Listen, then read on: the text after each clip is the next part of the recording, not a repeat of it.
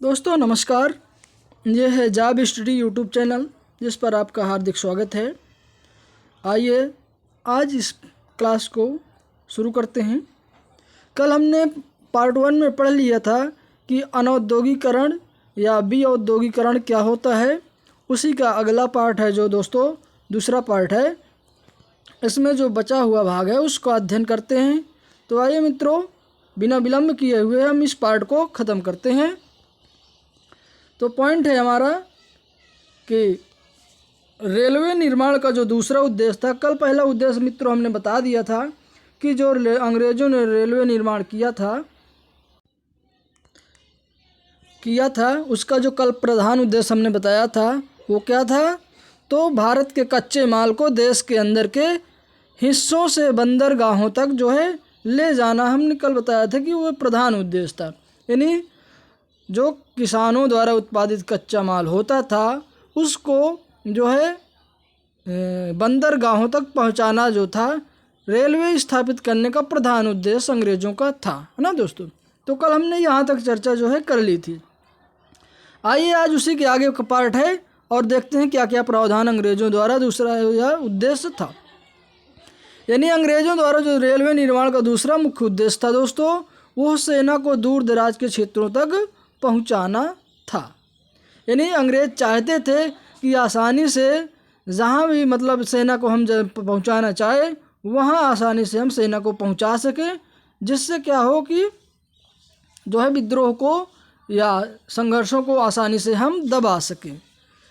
ये उद्देश्य दूसरा, यानी अंग्रेज़ों को रेल निर्माण का दूसरा उद्देश्य प्रमुख था। ठीक है दोस्तों, आगे देखते हैं। भारत में रेल निर्माण की दिशा में जो है प्रथम प्रयास जो है 1846 में लॉर्ड डलहौजी द्वारा जो है दोस्तों प्रारंभ किया जाता है। लेकिन जो है प्रथम रेलवे लाइन का जो निर्माण है 1853 में मुंबई और थाने के बीच जो डलहौजी के शासनकाल में ही यानी कि शुरू होती है। और ये जो 16 अप्रैल 1853 को है जो दोस्तों पहली रेलगाड़ी जो 34 किलोमीटर थी, ये बम्बई और थाने के मध्य डलहौजी के जो दोस्तों शासनकाल में ही आगे यानी चलती है या बढ़ती है, कहीं की शुरुआत होती है। आगे फिर देखते हैं 1900 के जो यानी सन 1900 के करीब जो है दोस्तों करजन का इस समय शासनकाल था, गवर्नर जनरल था। उसने भारत में रेलवे के विकास का जो है या रेल निर्माण का या रेलवे लाइन्स का निर्माण का या बिछाने का जो कार्य है सर्वाधिक तेज करवाया था। किसने? तो लॉर्ड कर्जन ने अपने समय में।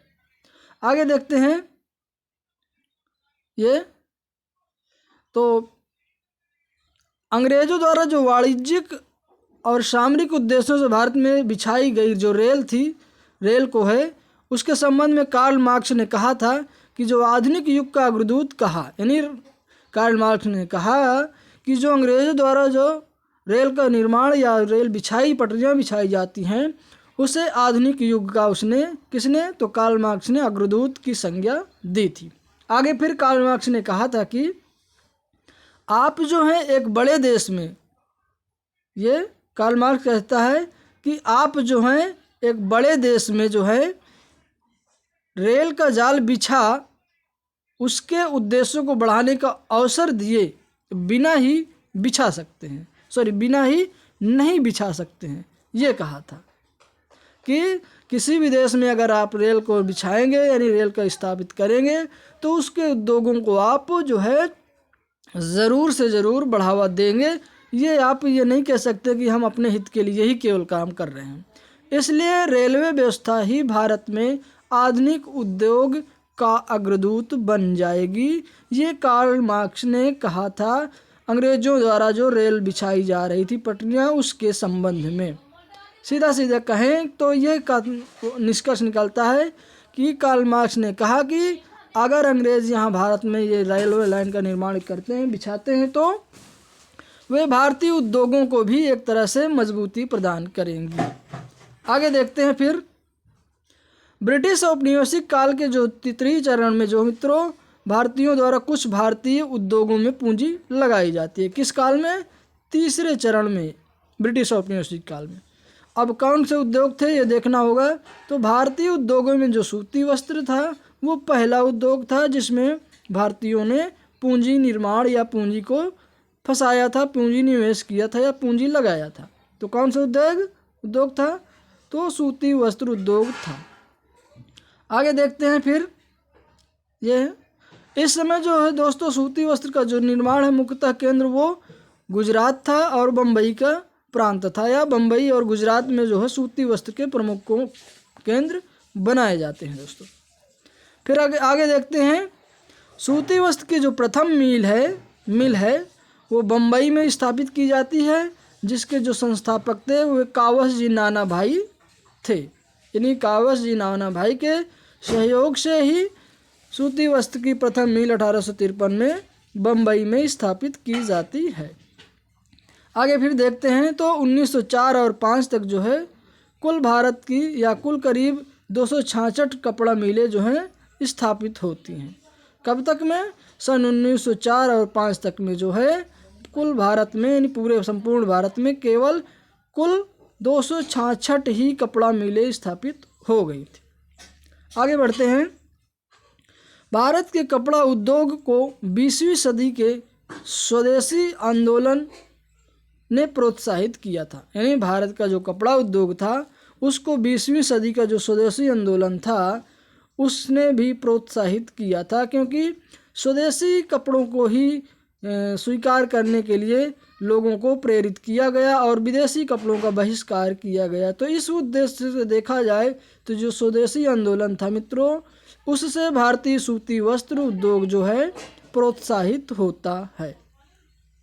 आगे फिर मित्रों बढ़ते हैं तो देखते हैं कि हम बंगाल का एक शीर्ष स्थान था, वहाँ पर भी भारत की पहली जूट मिल की जो है 1855 में स्थापना की जाती है।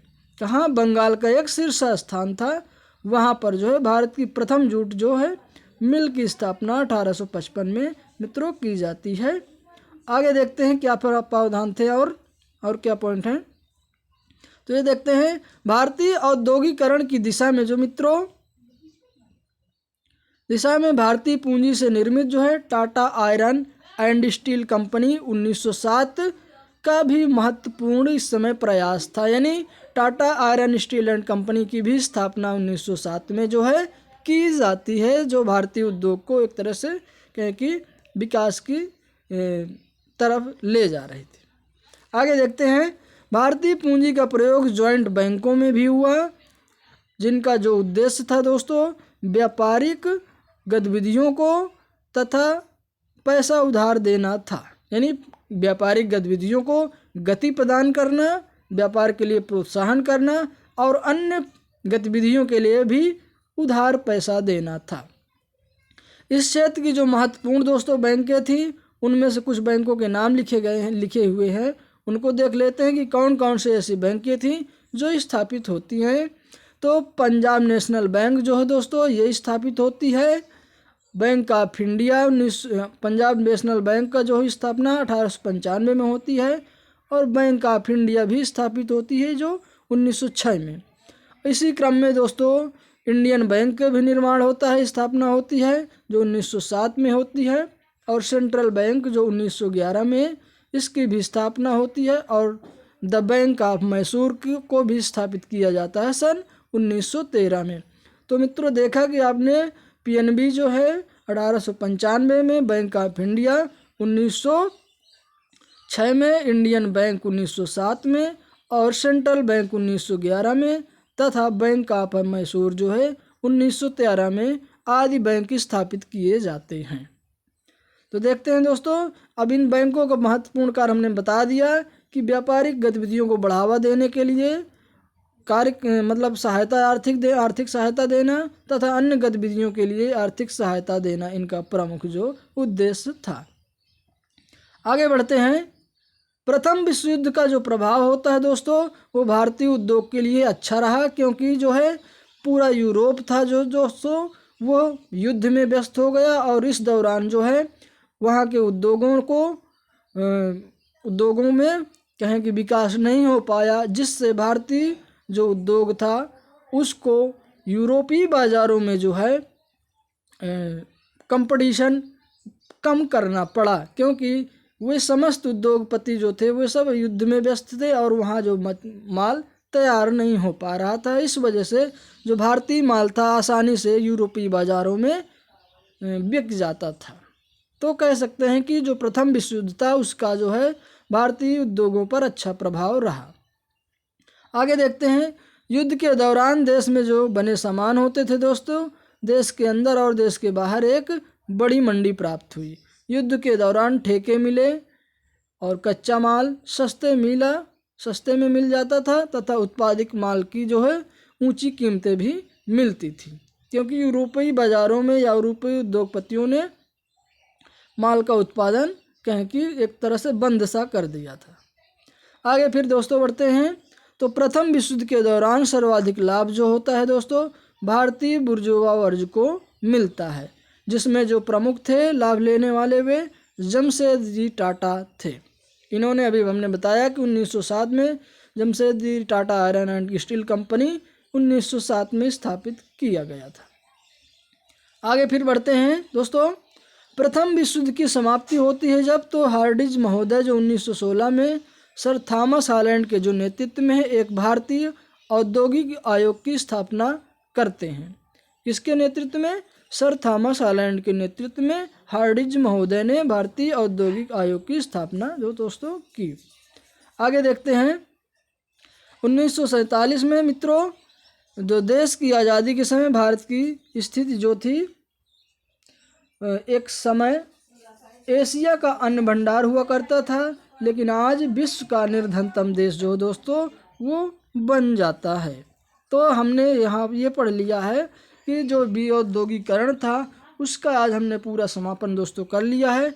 कल जो हम नेक्स्ट पार्ट वीडियो पढ़ाएंगे, वीडियो लेकर आएंगे, उसमें हम देखेंगे कि प्रमुख भारतीय कारखाना अधिनियम क्या क्या थे, उनमें क्या क्या प्रावधान होंगे और जो है और क्या क्या आयोग जो है प्रमुख थे उनका भी हम कल वीडियो में डिस्कस करेंगे। तो मित्रों आज इस पार्ट को हम यही समाप्त करते हैं, और हमारी वीडियो अच्छी लगी हो तो हमारे जाब स्टडी यूट्यूब चैनल को अवश्य सब्सक्राइब करें तथा बेल आइकन को दबाएं, जिससे आने वाली सारी वीडियोज़ आपको मिल सकें। तब तक के लिए दोस्तों जय हिंद।